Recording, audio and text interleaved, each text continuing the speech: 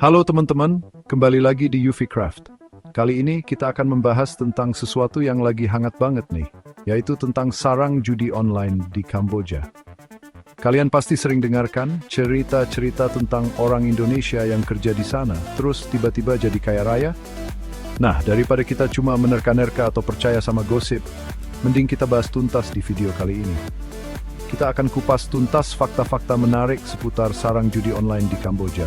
Mulai sektor regulasi pemerintahan, politik ekonomi, dan pasar. Boleh saya tunjuk sendiri.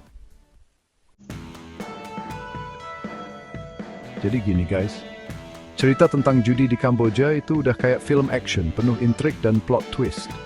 Awalnya judi di sana tuh legal dan ramai di kasino-kasino offline. Tapi di tahun 90-an, pemerintah mulai ketar-ketir karena banyak banget masalah sosial yang muncul. Akhirnya mereka putuskan untuk melarang perjudian bagi warga negaranya sendiri.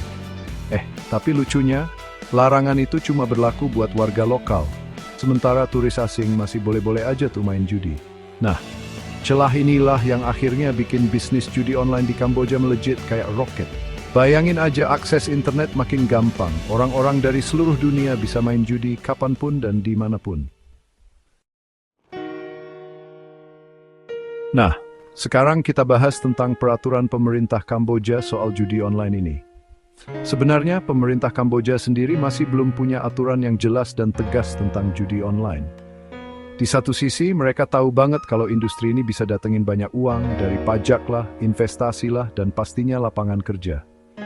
Tapi di sisi lain mereka juga sadar kalau judi online ini punya potensi bahaya yang gede banget. Mulai dari kecanduan, kriminalitas, juang. Dilema banget kan?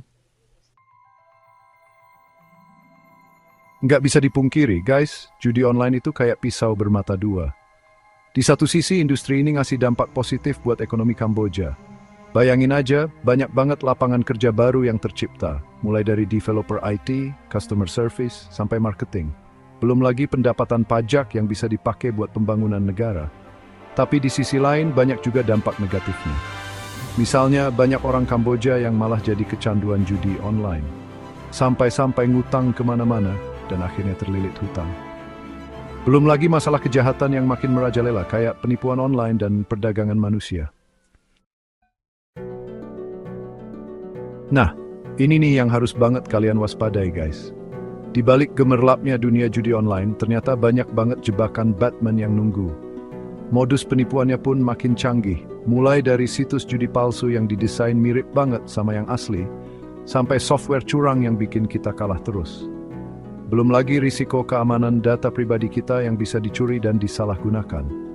Makanya kalau kalian mau coba-coba main judi online, pastiin situsnya terpercaya dan berlisensi resmi.